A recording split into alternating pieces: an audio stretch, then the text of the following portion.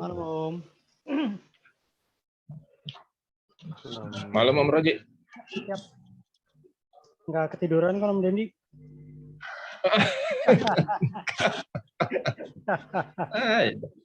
Saya itu susah Om.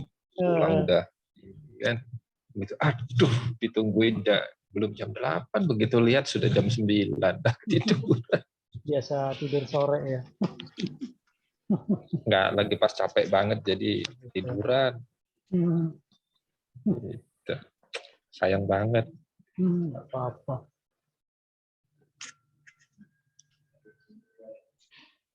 Mudah-mudahan. Jadi hari ini kita ngapain? Kita hari ini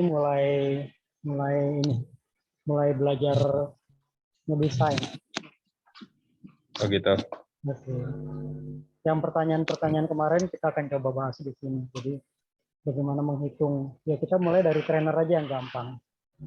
Iya deh, trainer aja deh. Biar kan bisa ngembangin sendiri untuk bentuk lainnya.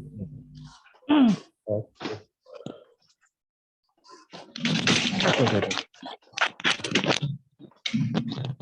Ya, Sah? Bapak sehat, Sah? Alhamdulillah sehat Om. Alhamdulillah. Waktu pas ke Ciberem Cuman pas belum saya sempet ke main-main Ciberem lagi Om. iya. Gak ada pesawatnya.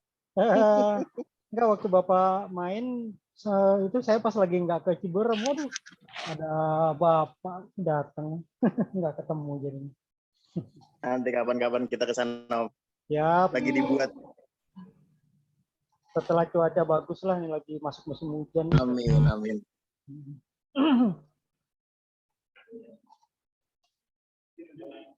Ini kan sekarang jam 8 pas, kita mulai nanti jam 8:05 deh, kita mulai yang lain.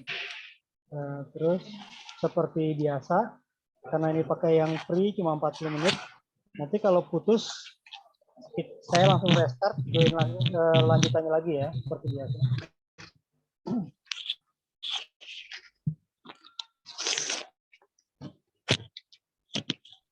Pakai mic yang mana nih?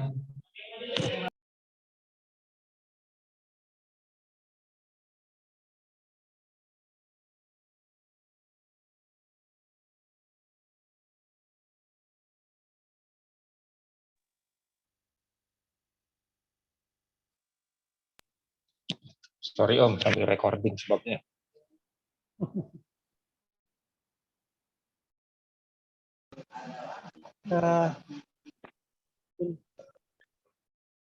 Ini kursus kita yang kedua, lanjutan dari yang pertama yang dasar air modeling ya. Tata caranya sama dengan yang lalu, karena saya pakai free Zoom yang cuma 40 menit. Nanti kalau bahasan belum selesai dan time out, saya restart ulang, kemudian kita akan join lagi seperti biasa. Jadi, bahasan kali ini kita akan membahas bagaimana mendesain pesawat RC. Untuk contohnya, saya ambilnya itu dari trainer aja yang paling gampang. Ya. Ini kamera saya off dulu. Oke, sekarang kita ke materi. Materinya, bentar. Materinya ini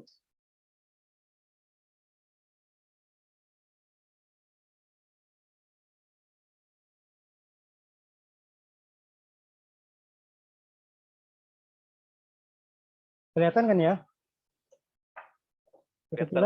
Kelihatan nggak?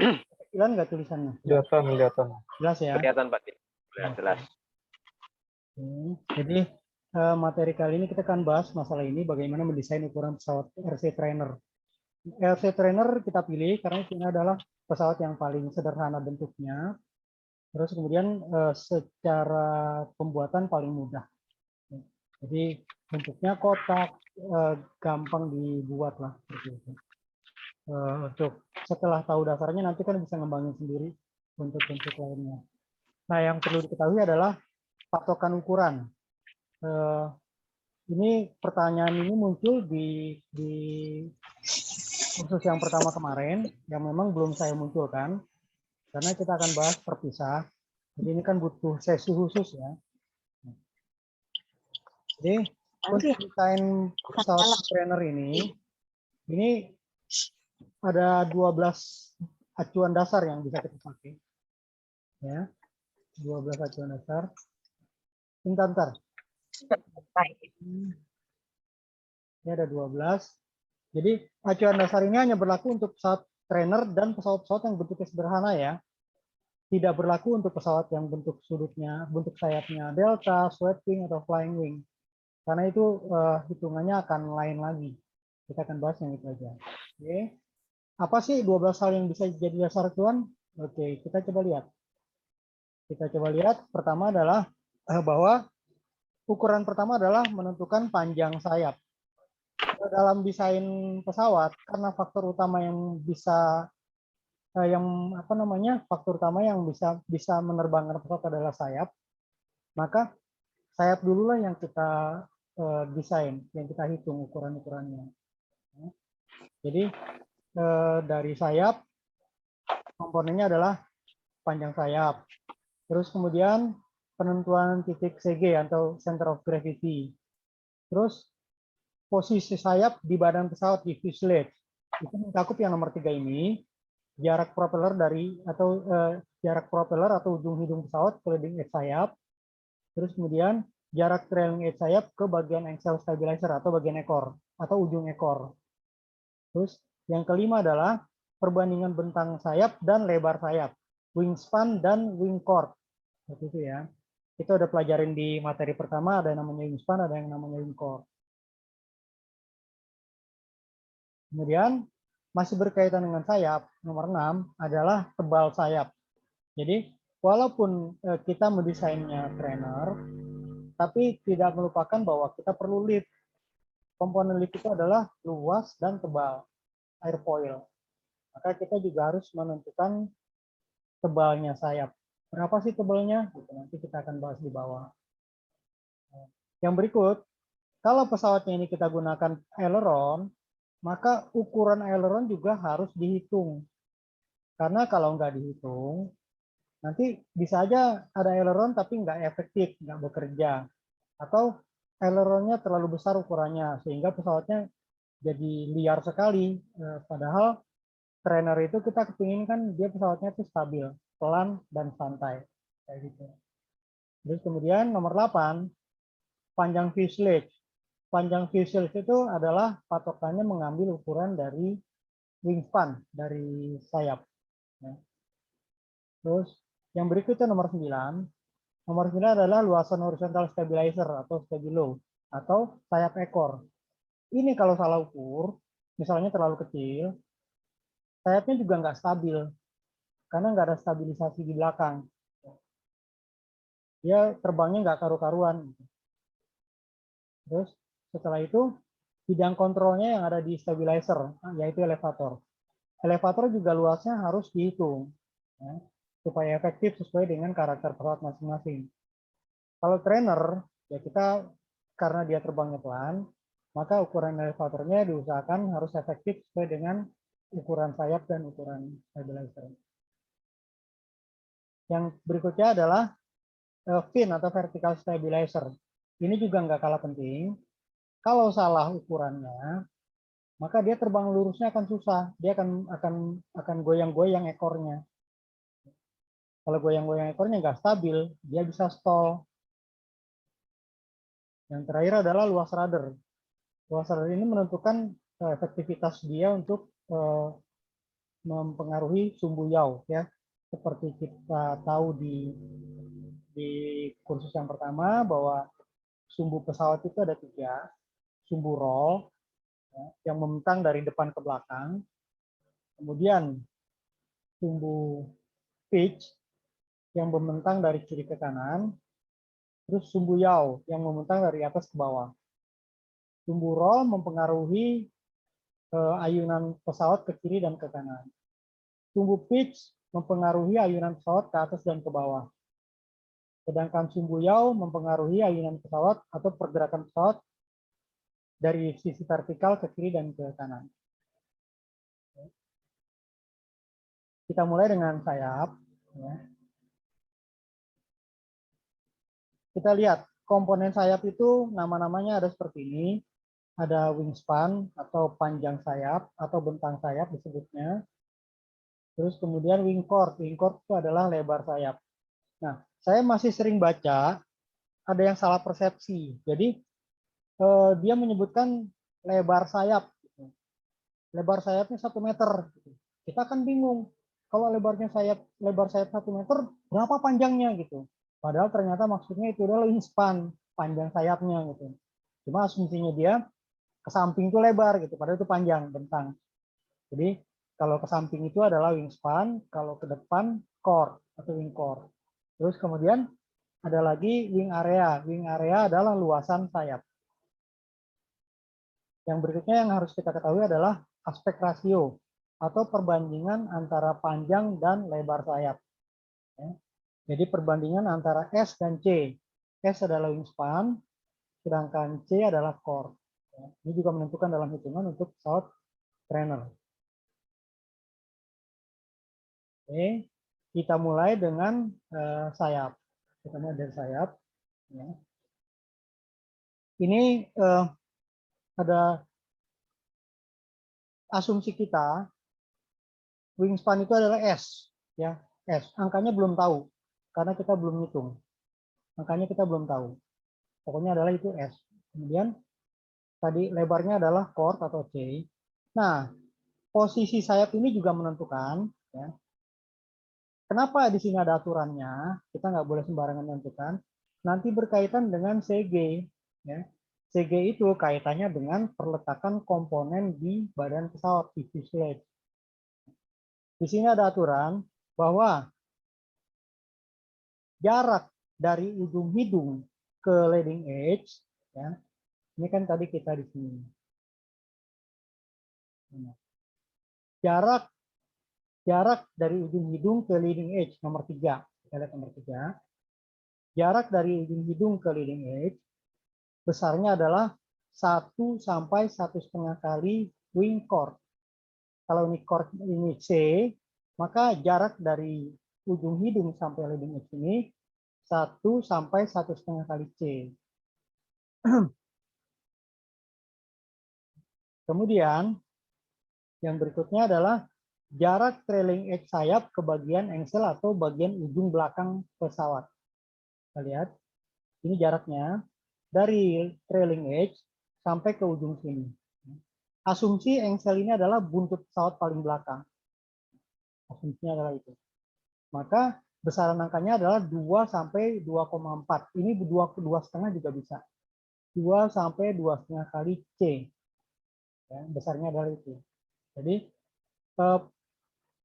panjang keseluruhan, panjang perbandingannya adalah panjang hidung dan panjang ekor itu kurang lebih 1:2. Ya. Kalau di sini 1, di sininya 2 kita kasih seperti itu. Supaya proporsional karena kaitannya dengan berat. Hidung kalau pendek ada kecenderungan ekornya akan berat karena jaraknya lebih jauh daripada jarak ke depan. Ya. Sementara di hidung ini kita cuma ada motor. Ya.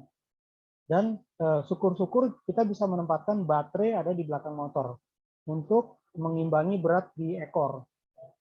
Kalau hidungnya kependekan, maka di sini cuma ada motor, baterainya kemungkinan ada di bawah sayap. Akibatnya belakangnya akan berat. Belakangnya akan berat. Kita akan susah dapetin CG di sayap. Akhirnya apa? Kita taruh pemberat di sini. Saya pernah temuin, jadi karena hidungnya pendek, ini yang di depan ini ditaruhnya tang atau kunci Inggris kadang-kadang kalau pesawat besar. Jadi itu malah rugi kan, karena tambah berat.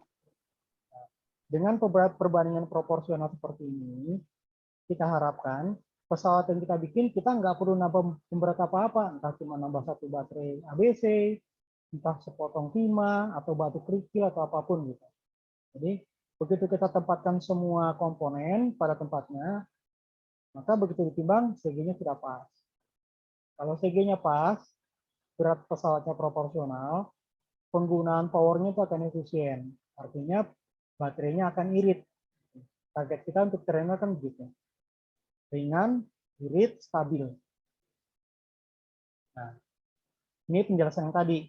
Jadi, jika panjang sayap atau span adalah S, lebar sayap T, maka jarak tepi depan atau leading edge ke ujung hidung adalah 1 sampai 1,5 kali chord.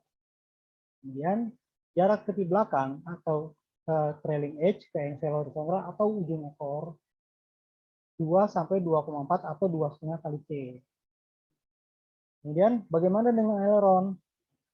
Aileron ada aturannya bahwa panjang aileron ya, menempati 1/4 wingspan, sedangkan lebar aileron menempati setengah chord. Jadi seperti ini. Jadi kalau ini kita ambil setengah sayap, ya, maka aileronnya adalah setengahnya. Karena ini 1/4-nya wingspan kan, setengahnya. Dan posisi aileron usahakan ada di ujung supaya efektif. Banyak teman-teman saya lihat bikin aileronnya ada di agak ke pangkal. Ini kurang efektif, kurang efektif. Kalau di ujung, gerak sedikit aja dia sudah merespon pesawatnya. Ya. Karena titik paling jauh dari sayap itu adalah paling mudah diganggu. Jadi gerak aileron sedikit aja dia akan sayapnya akan miring. Kemudian lebarnya aileron ini itu 1/4 dari chord ini, dari wing chord. Ya, ini kan wing chord. Ini lebarnya aileron 1/4-nya dari wing chord. Itu adalah aileron yang efektif untuk trainer.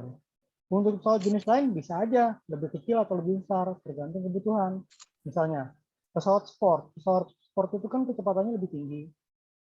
Aileronnya nggak perlu besar aja dia udah efektif. Balikannya dengan misalnya pesawat 3D.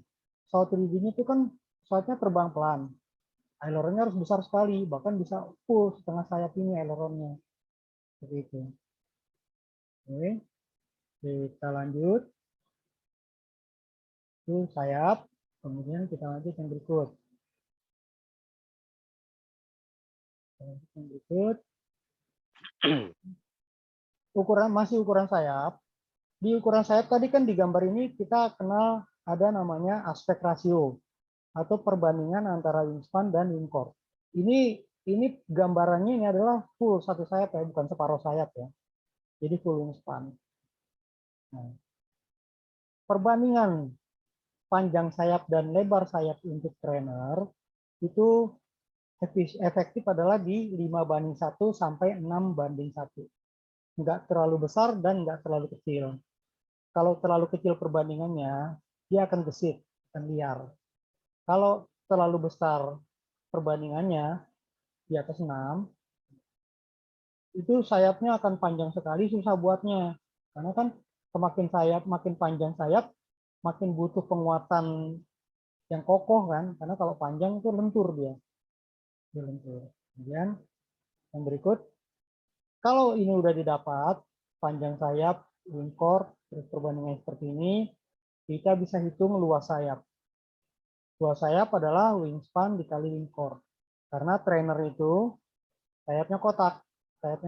Jadi kita pakai cukup rumus segi 4 aja.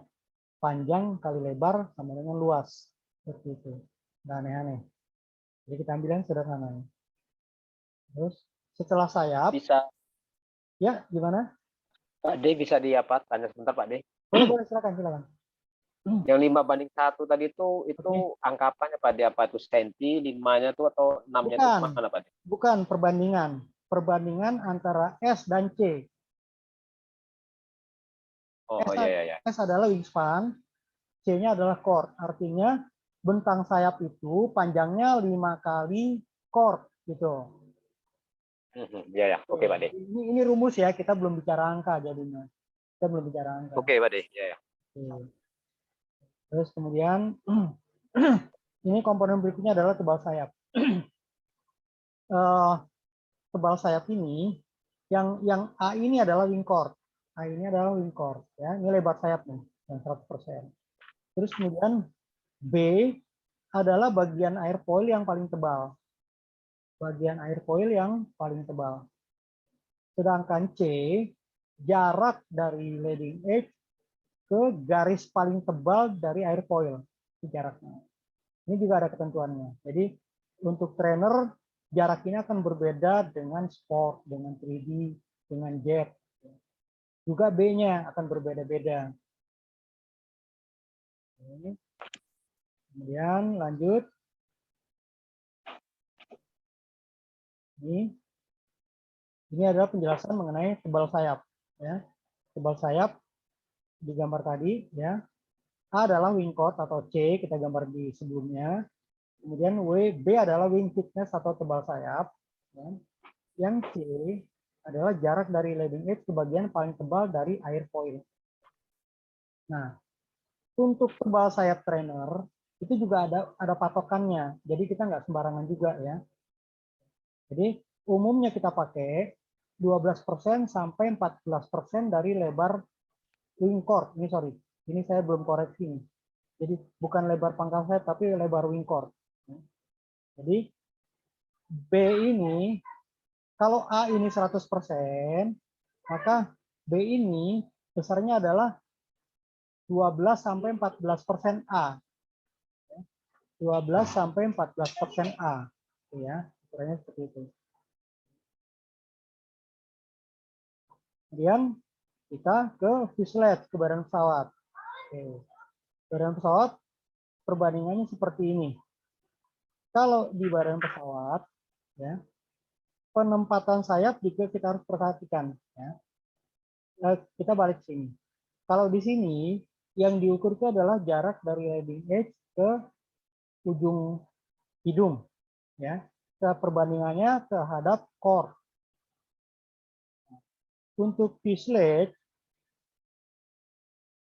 posisi CG di sayap itu jaraknya adalah 30 sampai 35% dari panjang keseluruhan fuselage ini. Kalau ini kita bilang L, maka jarak dari CG ke hidung ini 30 sampai 35% dari L, ya, atau panjang fuselage. Terus kemudian jarak dari CG ke ujung ekor adalah 65 sampai 70% fuselage atau 60%, 65 sampai 70% L. Ya. Ini adalah panjang fuselage ini. Di mana perletakan CG-nya? Perletakan CG-nya umumnya adalah 25 sampai 35% dari core. Dari core ya. Yang umum. Untuk pesawat trainer biasanya kita ambil yang paling depan, 25, supaya agak berat hidung. Pesawat kalau berat hidung lebih aman daripada berat ekor. Kalau berat hidung, kalau terbang, kita cut off, dia akan melayang. Tapi kalau berat ekor, kalau lagi terbang salah, terus kita matikan, dia bukan melayang, tapi dia akan jatuh ekor duluan, kayak daun jatuh. Ya, seperti itu. Nah, ini penjelasannya. Panjang fuselage tadi kan kita tahu, panjangnya adalah L. Berapa sih L-nya untuk trainer? Besarnya L adalah 0,7 kali dari wingspan. 0,7 kali dari wingspan atau 70% dari bentang sayap. Ya. Jadi bukan sama, dia nggak sama. Panjang fuselage selalu lebih pendek daripada bentang sayap untuk trainer. Terus kemudian ini tadi sudah dijelaskan di gambar, jarak CG dari sayap ke ujung hidung 30 sampai 35% kali L. Ya. Yang ini tadi. Ini. Terus kemudian yang ketiga, jarak CG di sayap ke ujung ekor 65 sampai 70% L. Ya, yang belakang ini, Ini. Terus kemudian posisi CG itu antara 25% sampai 30% wing chord.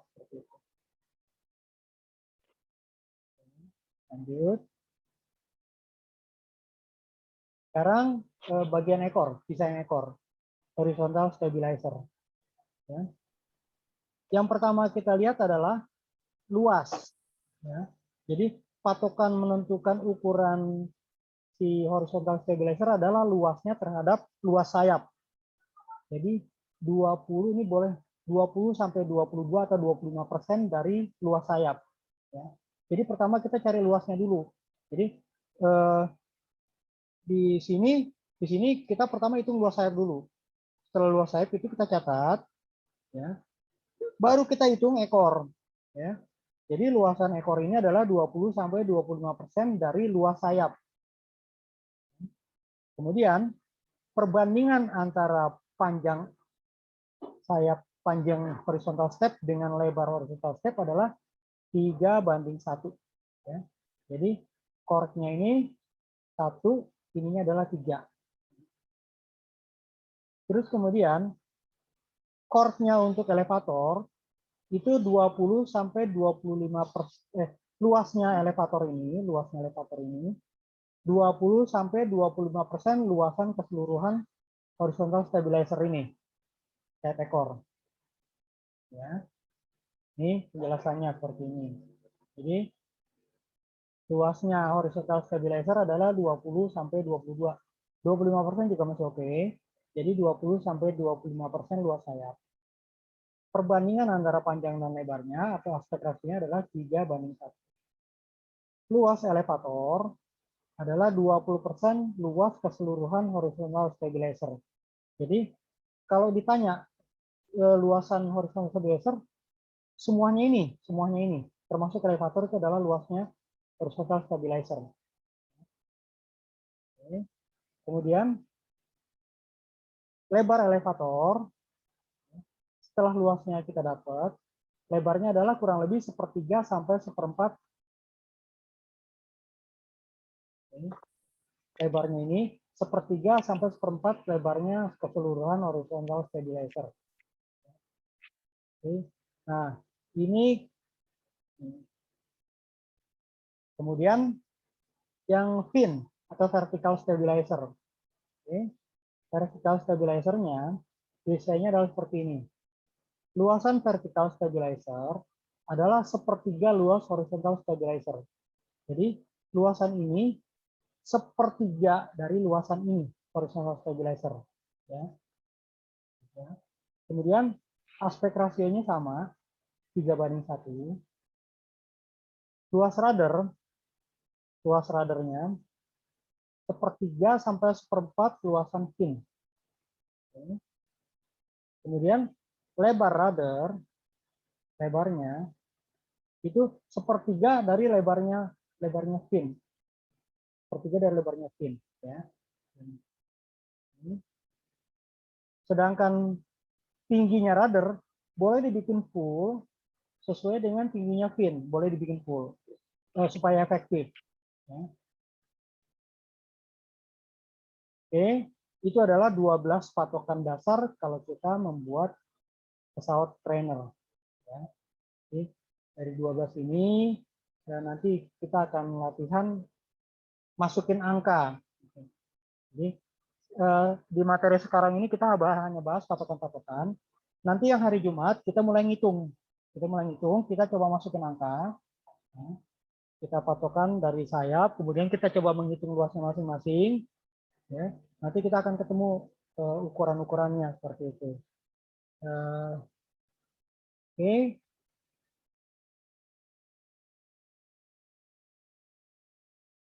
Nah, ini 8 menit lagi time out. Tapi kita sekarang sesi tanya jawab aja. Silakan kalau ada pertanyaan. Nanti kalau time out seperti biasa kita reset lagi. Silakan kalau ada pertanyaan.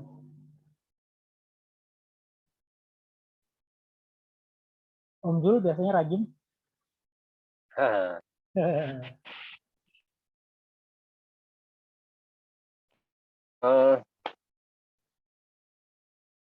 Kalau kita nih hobinya tempur, Pak D. Boleh. Nanti kita bahas. Kita bahas yang ini. Oh, itu lain lagi kalau yang tempur. Iya, nanti bolehlah kita bahas. Tapi kita ke materi ini aja dulu. Nanti kita bahas, bolehlah. Kita ke konsep. Tapi kalau dipakai konsep trainer ke tempur untuk membuat itu bisa juga kira-kira patokan sama, cuman persentasenya yang beda. Persentase beda ya. Persentase beda. Jadi bisa aja nanti gini. Ini kan kita bahas nih konsepnya untuk hitung-hitungan trainer. Ya. Minggu depan kan kita coba dari konsep ini kita masukkan angka-angkanya. Ya. Nah, setelah itu boleh aja nanti dibuat praktek sendiri-sendiri, ya, Ya. dibuat dari konsep itu diturunin, jadi misalnya bentuk pesawat lain, silakan nanti kita bahas bareng-bareng, gitu. Boleh, silakan. Tapi kalau patokan trainer kita ngambil lebar sayap, terus ekor sama moncong, patokan umum mungkin bisa dipakai Pak Dia. Bisa Memperkan dipakai. aja yang apa. Betul. Bisa Pak Dia. Betul. Terus kemudian bentuk sayap udah jelas kan kalau jet atau pesawat-pesawat warbird itu kan nggak kotak kan sayapnya kan, ada yang elite, ada yang segitiga segala macam kan. Iya, ya. Nah, nanti itu yang akan kita coba uraikan lagi. Iya, ya. Tapi kalau menurut kita, kalau trainer untuk patokan lebar sayap sama dari sayap ke moncongnya berapa panjang, ekornya dari wing chord berapa panjang itu bisa Pak Dia? Bisa. Nah, itu aja patokan umumnya kan. Patokan umum sama, cuman persentasenya aja yang beda. Iya. Soalnya ini ada kit udah lama bikin, enggak sembarang bikin, nggak ada patokan, kira-kira aja itu mau dirombak. Ya, silakan. Yang lain silakan. Om Roji nanya nih. Ya, Om Bima. Om, itu kalau untuk fuselage-nya itu ya, ada ketentuan lebar sama tingginya nggak yang ideal untuk trainer, Om? Oke. Jadi untuk lebar dan tinggi itu kita menyesuaikan dengan part. Kita usahakan lebarnya jangan sampai lebar banget. Jadi patokan umum adalah minimal lebarnya adalah 2 kali lebar baterai, Om. Karena komponen yang paling lebar di dalam fuselage itu adalah baterai kan. Baterai ini baterai posisi tidur apa posisi gimana, Om? Posisi tidur, posisi berdiri. Oh, berarti Posisi berdiri ya. berdiri. Oke, berarti kurang lebih sekitar 6 cm ya? Ya, boleh dalamnya 6 cm. Jadi kalau kita tidur 1,5 kalinya kurang lebih kan. Kalau tidur kan kurang lebih 5 cm ya. Dalamnya gitu. Karena kalau terlalu lebar juga nanti dragnya akan besar juga kan. Oke, iya. Terus Kalau tingginya gimana? untuk tingginya itu 1,5 kali lebarnya. 1,5 dari lebarnya. Dari lebarnya. Jadi kalau berarti sama dengan lebarnya juga. Sorry. 1,5 dari lebar fuselage-nya. Iya, misalnya lebar fuselage kita tentukan 6 cm misalnya. Jadi berarti 9 gitu ya. Tingginya tuh 9 sampai 10 itu tinggi itu kan adanya di apa namanya di posisi yang tempat masang sayap aja kan. Iya, Itu yang benar. paling tinggi kan, kalau ke belakangnya. Titik tertingginya gitu ya. Betul. Kalau yang bagian depan bisa aja lebarnya sama tingginya sama yang di hidung. Iya. Terus untuk ke ekor. Ya soalnya. Ya. Terus. Sedangkan ke ekor itu mengerucut kan, makin kecil ke ekor. Iya, siap. Kalau dulu saya pernah bikin, iseng-iseng bikin itu tinggi fuselage-nya itu hampir, kalau kita bicara saya bandingin sama wing chord itu mungkin 3/4-nya wing chord itu malah jadi fungsinya fuselage jadi kayak fungsinya fin tuh. Jadi jangkung ya. Maunya lurus aja, susah banget belok. Iya, terlalu stabil ya. Ya susah belok itu juga mungkin luasnya fin juga kurang cukup. Iya. Kurang, jadi kalah sama fuselage-nya ya. Betul, kalah sama fuselage. Jadi kalau fuselage-nya tinggi, fin-nya harus gede gitu. Radarnya juga harus gede. Iya. Bisa belok. Siap. Pengalaman kita dulu. Oke. Fuselage tadi badan pesawat ya Pak Dia? Fuselage badan pesawat. Badan pesawat adalah badan pesawat ya. Iya, betul. Oh, jadi ukur apa namanya tuh badannya tuh bulatnya tuh ya atau petaknya gitu ya. Betul. Badannya tuh dari ujung ke belakang. Itu dari ukuran baterai Pak Dia. Lebarnya iya kan paling lebar barang atau komponen paling lebar dari RC itu adalah baterai kan, paling gede kan. Ya. Nah, yang penting adalah baterai bisa masuk dan tangan kita juga bisa masukin atau ngeluarin baterai, itu aja. Kalau kekecilan kita susah masang, kalau kelebaran nanti hambatan di badan pesawat itu besar. Oh iya. Jadi proporsional. Itu yang kayak gitu itu kalau apa tebalnya Om itu yang tebal berapa itu tadi yang kayak gitu? Ada yang 2 mili, 3 mili gitu kan? Kita kan kalau di sini kan gabus yang itu, yang satu. Jadi gini Om, jadi yang kita pakai patokan itu adalah ukuran di dalam, ya. Ukuran dalam ruangannya yang kita ukur, ruangannya yang kita ukur. Nah, untuk bahan fuselage disarankan sih maksimal 1 cm. Ya. Nah, 1 cm itu kalau styrofoam kan gampang kan ya. Gitu. Kalau terlalu tebal nanti bodinya jadi gemuk banget. Kalau misalnya pesawatnya pendek, kalau pesawatnya panjang sih nggak masalah. Kalau pesawatnya pendek kan gemuk banget gitu, kayak guling nanti pesawat.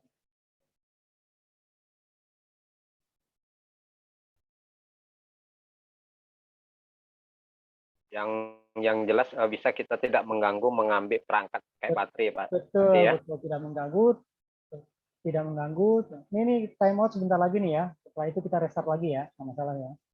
Jadi tidak mengganggu, terus kemudian secara estetika juga bagus kan gitu kan. Kita juga nggak kepingin bikin pesawat nggak karu-karuan bentuknya kan. Iya. Ini kan baru konsep dasar, itu namanya ukuran.